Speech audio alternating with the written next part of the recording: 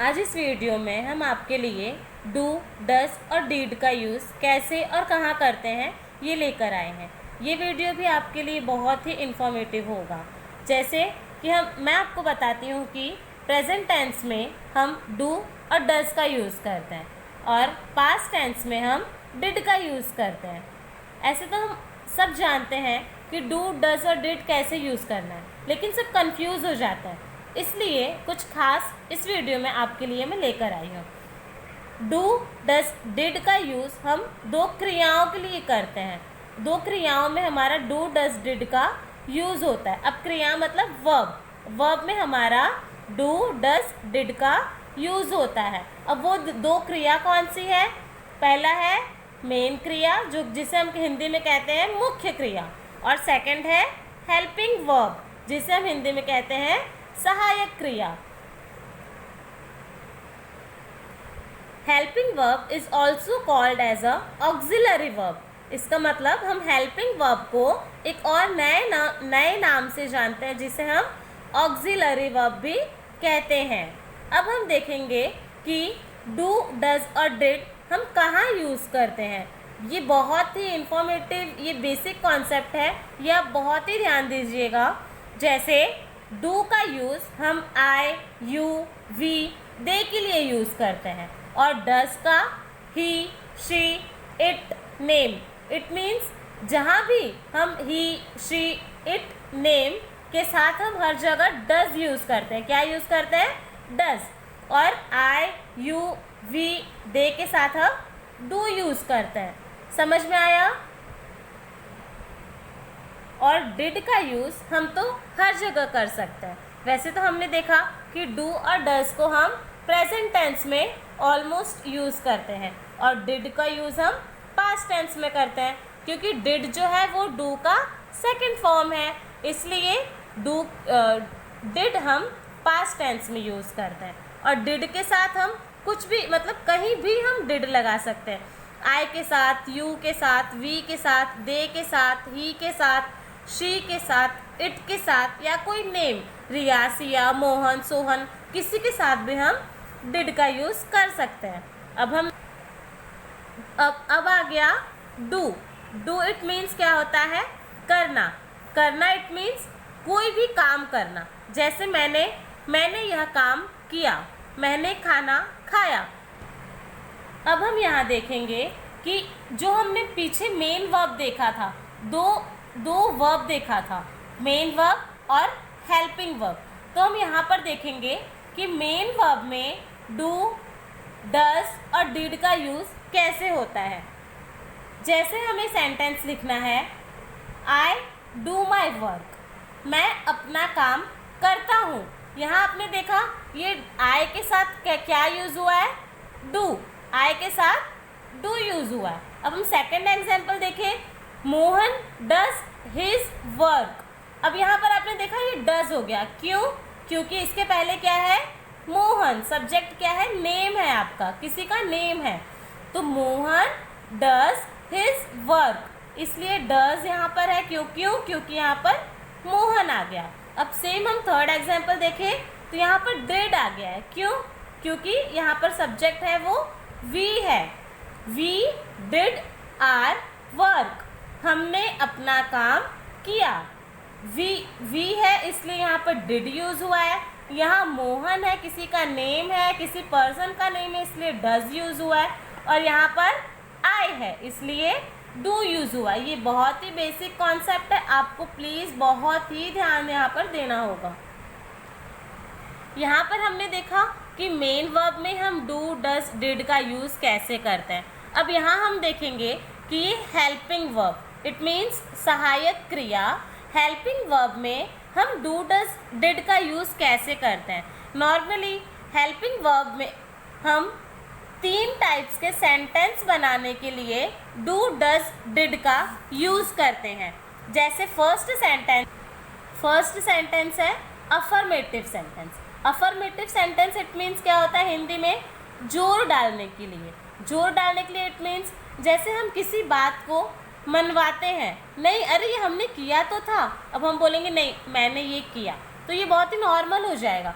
लेकिन अब इसी बात को आप बोलोगे घुमा के, मैंने ये किया तो था, मतलब आप अपनी बात को प्रभावित कर रहे हो, आप अपनी बात को सामने वाले से मनवा रहे हो, मतलब बहुत ही जोर डालकर आप अपनी बात को बोल रहे हो। तो वैसे सेंटेंस को हम क्या बोलते हैं? Affirmative sentence. सेकंड सेंटेंस है interrogative sentence. Interrogative sentence it means Hindi में प्रश्नवाचक वाक्य, मतलब जिसमें हम प्रश्न करते हैं, किसी से हम कोई क्वेश्चन करते हैं। और थर्ड है नेगेटिव सेंटेंसेस, नकारात्मक वाक्य। नकारात्मक वाक्य इट मीन्स मैंने ये नहीं किया, ऐसे, इसे हम नेगेटिव सेंटेंसेस कहते हैं। यहाँ पर मैंने आपको बताया कि अफर्मेटिव सेंटेंस क्या होता है, इसके मतलब मैंने बताया। अब यहाँ पर आपको कुछ एग्जाम्पल्स के साथ बहुत अच्छे से समझ में आएंगे। जैसे यहाँ पे दिया है आई डू वर्क, मैं काम करता तो हूँ। अब आपने देखा डू का यहाँ पे किस लिए यूज़ हो रहा है? तो मतलब आप अपनी बात को बहुत ज़ोर डाल के बोल रहे हो, बहुत प्रभावित कर रहे हो। जैसे अब हम कोई सिंपल सेंटेंस बोलेंगे, मैं काम करता हूँ। अब मैं काम करता हूँ ये तो सिंपल हो गया। अब आप बोलोगे नहीं मैं काम करता तो हूँ, तो क्या हो गया कि आप अपनी बातें बहुत ही ज़ोर डाल रहे हो, सामने वाले को मनवा रहे हो। नहीं, मैं ये काम करता तो हूँ, तुम्हें क्यों नहीं समझ में आ रहा, मैं ये करता हूँ। He does work। अब यहाँ पर आपने देखा डज का यूज़ कहाँ हुआ है? ही के साथ। अब हिंदी में वह काम करता तो है। सेम यहाँ पर भी आपने अपनी बात पर जोर डाला है, वह काम करता तो है। अब हम बोलेंगे नहीं वो काम नहीं करता है, बट हम बोलेंगे ही डज वर्क, वह काम करता तो है। समझ? It means this is a affirmative sentence. Same he did work, वह काम करता तो था बट फिर भी नहीं हुआ। इसका मतलब वह काम करता था लेकिन नहीं हुआ। ये सेंटेंस बहुत ही सिंपल है, बट वह काम करता तो था बट पता नहीं कैसे नहीं हुआ। इसका मतलब उस अपनी बात पर जोर डालना। He did work. पहले हमने देखा अफर्मेटिव सेंटेंस, अब हम देखेंगे इंट्रोगेटिव सेंटेंस। इंट्रोगेटिव सेंटेंस बनाने के लिए हमें कुछ रूल्स फॉलो करने होते हैं, कुछ फॉर्मूला होता है। तो ये फॉर्मूला मैंने आपको बताया है। क्या है? Do plus subject plus action and then question mark. Interrogative sentence क्या होता है? प्रश्नवाचक वाक्य। प्रश्नवाचक वाक्य मतलब हम किसी से प्रश्न कर रहे हैं, किसी से क्वेश्चन कर रहे हैं, हम कुछ पूछते हैं, तो हमारा ये जो क्वेश्चन मार्क है ये बहुत ही इंपॉर्टेंट है। जैसे यहाँ पे मैंने एग्जांपल दिया आपको, डू आई थिंक, मतलब आपने यहाँ पे ध्यान दिया, पहले डू आया है, देन सब्जेक्ट आया है। सब्जेक्ट आपका जो कुछ भी हो सकता है, I, he, she, it, they. Do I think, पहले do, then subject, then action. हमारा एक्शन क्या है? थिंक, मतलब सोच रहा है। Do I think, then question mark. Second, do I go there, क्या मैं वहाँ जाता हूँ? पूछ रहा है। Do I go there, do I subject then go there, this is a action. Then third example is does he think, then question mark. Does according to your formula, हमारे formula के हिसाब से पहले डज आएगा, then subject आएगा, then action. Action क्या? Does and did. Does he think, first हमारा जो हो गया डज, जो हम यूज कर रहे हैं, then subject what is the subject? He, and then action, think, and then question mark. Now the fourth example is did he think? did क्या है? did हम कहाँ यूज करते हैं? did तो हम किसी के साथ भी यूज करते हैं, he, she, I, they, but did हम past tense में यूज करते हैं। इसलिए क्या वह सोचता था? अब था आ गया, था ये मतलब past tense। फर्स्ट आ गया did, then subject, and then action। Did he think? And then अब तक हमने अफर्मेटिव सेंटेंस देखा और इंट्रोगेटिव सेंटेंस देखा। अब हम देखेंगे negative sentences. Negative sentence it means नकारात्मक वाक्य। अभी नकारात्मक वाक्य में, नेगेटिव सेंटेंस में हम डू, डज, डिड का यूज़ कैसे करते हैं, बट उसके पहले हम कुछ एक फॉर्मूला देखेंगे। फॉर्मूला क्या है, यहाँ पर पहले subject plus do, does, did, not plus action. Not is very important in this sentence because this is a negative sentences. So first example is I do not work. अब I first subject हो गया, then do, does, did हमारा क्या है, I के साथ do है, not, then action. What is the action? Work. यहाँ पर हमने देखा do किसके साथ यूज होता है, प्रेजेंट टेंस के साथ. डस किसके साथ यूज होता है, प्रेजेंट टेंस के साथ. इट मीन्स ये दोनों सेंटेंस क्या है, प्रेजेंट टेंस.